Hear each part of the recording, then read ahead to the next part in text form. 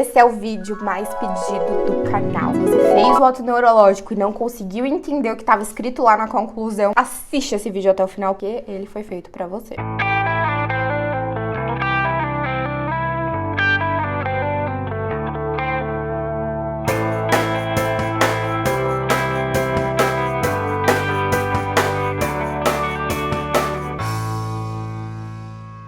Meu nome é Daniela, eu sou médica otorrinolaringologista formada pela USP e hoje a gente vai conversar sobre os possíveis resultados que podem acontecer no exame autoneurológico. Se você não tem ideia do que é exame autoneurológico e tá começando nesse mundo aí porque começou a sentir tontura agora, assiste esse vídeo primeiro, vai lá primeiro nele, dá uma maratonada dele, depois você volta pra cá pra entender, porque esse aqui já é um nível um pouquinho mais avançado. O exame autoneurológico, ou eletronistalgmografia, vectonistalgmografia, ou o mais legal de todos, que é a videonistalgmografia, ele é um exame que traz informações muito interessantes sobre o funcionamento dos labirintos e como tá a conexão do labirinto com o olho, do labirinto com o cérebro, do olho com o cérebro. Então, esse exame ele pode ser muito rico de informações, apesar de ele ser um exame bem chatinho de fazer, e eu falo isso conhecendo bem, porque eu já fiz esse exame 2 vezes. Quando eu tinha 15, 16 anos, porque eu, comecei a sentir tontura naquela época. Se você não sabe, eu tenho um quadro que gera tonturas, eu já contei acho que algum vídeo por aqui, porque foi até o motivo de eu começar a estudar essa área e me dedicar ao tratamento dos pacientes com tontura. E fiz de novo quando eu tava na especialização, porque queria uma cobaia que tinha o exame alterado pra mostrar pro pessoal num curso. Lá fui eu fazer o exame de novo e ainda vou fazer um terceiro, pra você ver que não é um bicho de 7 cabeças, apesar de ser ruim, a gente tem que encarar nossos medos. Esse terceiro vai ser pra você, assim que eu conseguir me programar com um fonoaudiólogo, que é meu amigo, pra conseguir gravar fazendo o exame, pra você ver aí como é que é o exame, pra não, pra poder ajudar vocês a entender e perder um pouquinho de medo desse exame, porque muitas vezes ele é mesmo necessário e traz informações importantes. Claro que às vezes chegam pacientes aqui no consultório com 4 autoneurológicos, gente? A gente não pede pra fazer o exame várias vezes na vida. A gente pede só se tiver alguma mudança na tontura ou se eu preciso entender mais o funcionamento do labirinto. Então fique essa informação. Eu fiz algumas vezes por motivos bem específicos. Então o autoneuro pode trazer informações se a gente tá pensando que tem uma doença aí no labirinto ou no nervo. O nervo que conduz a informação do labirinto até o cérebro, A gente tem um labirinto, esse aqui é o modelo do labirinto direito, a gente tem um aqui, tem o labirinto esquerdo aqui, e aí tem o nervo que leva a informação desses labirintos pro cérebro, e esse nervo passa em várias partes do cérebro, em várias áreas do cérebro. E a tontura pode ser por um problema no labirinto, no nervo, no cérebro, ou em outras coisas que não tem tanto a ver com isso, que eu já te expliquei em vídeos por aqui. Maratona no canal que você vai encontrar. Quando a gente suspeita que a doença tá causando a tontura é no labirinto ou no nervo, a gente chama isso de síndrome periférica. Quando a gente pensa que a doença tá no cérebro, a gente chama isso de síndrome central. Então, periférico é um negócio que tá mais pra fora, central é um negócio que tá mais pra dentro. Então, talvez você veja lá na conclusão, síndrome periférica, nananã. Síndrome central, nananã. Então, periférico tá se referindo ao nervo ou labirinto, central está se referindo ao cérebro. E existe também, você pode ver síndrome mista, Porque tem algumas doenças que podem afetar cérebro, nervo e labirinto, e um exemplo desses é a migrânia vestibular, que é a doença que eu tenho, que pode afetar tanto o autoneurológico num componente central como num componente periférico, e aí dá múltiplos resultados, a gente chama isso de síndrome mista. Quando você recebe esse resultado, o resultado ele vem com um laudo na primeira página normalmente, ele vem ali com algumas informações, um número e uma conclusão embaixo. Virando a página tem que ter gráficos.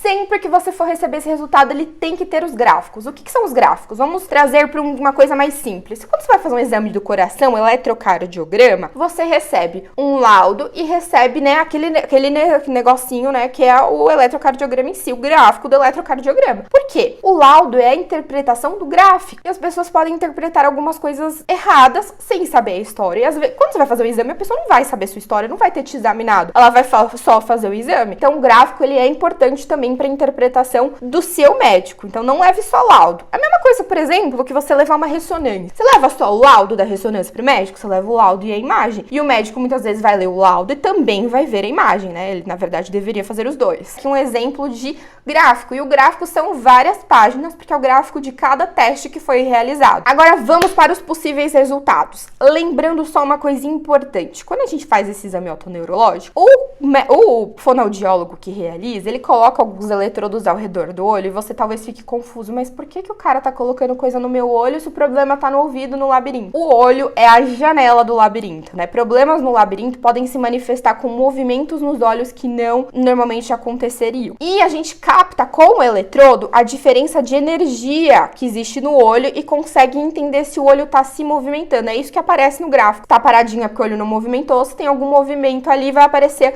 umas coisinhas assim, tipo uns triangulinhos, que podem ser o que a gente chama de nistagmos, que são movimentos oculares específicos. Um exemplo de nistagmo é esse aqui. Esse é o meu nistagmo, quando eu estava fazendo a parte da prova calórica, que é injetando água gelada, fria no ouvido direito, e aí aparece esse movimento no olho, que bate assim, tá vendo?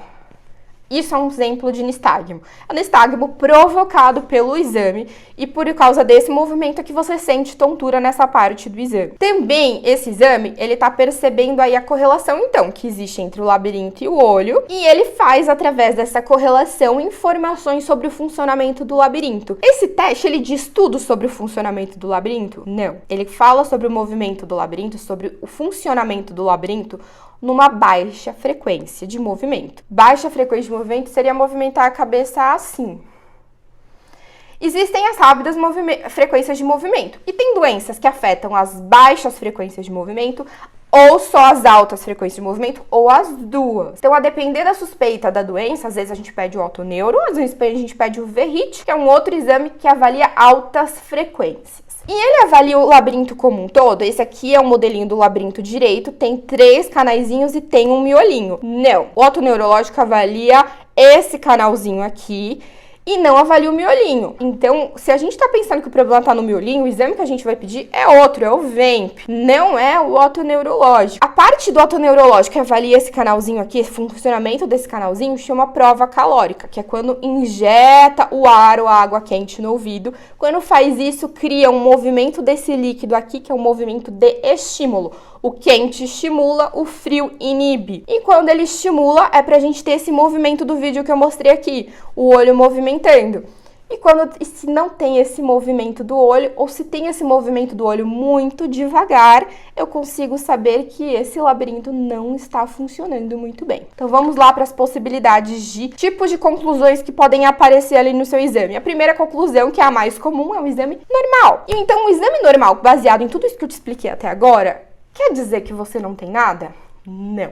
Um autoneurológico normal não exclui doença. A TPPP pode ter um autoneurológico normal, o Meniere no começo pode ter um autoneurológico normal, uma tontura metabólica pode ter um autoneurológico normal, uma VPPB que não avaliou o canal posterior, né, o posicionamento, pode ter um autoneurológico normal. A enxaqueca pode ter um autoneurológico normal. Ah, Dani, mas se tudo pode ter normal, por que pede? Porque se não dá normal, dá alterado, são mais pistas em relação àquilo. Então, né, tem um motivo, tá? Não é porque a gente quer fazer ninguém passar mal, não é isso não. Vamos aí para as possibilidades de resultados alterados que podem surgir ali na conclusão. Distúrbio ou síndrome periférica. Se só disser isso, ele tá dizendo pouco. Ele tá dizendo que tem parece que tem alguma alteração no labirinto ou nervo. É isso que ele tá dizendo no resultado. Se ele diz que é um distúrbio ou síndrome periférica deficitária, ele vai dizer se esse deficitário é direito, esquerdo, ou seja, de um lado só, unilateral, ou bilateral. Deficitário é deficitário, não está funcionando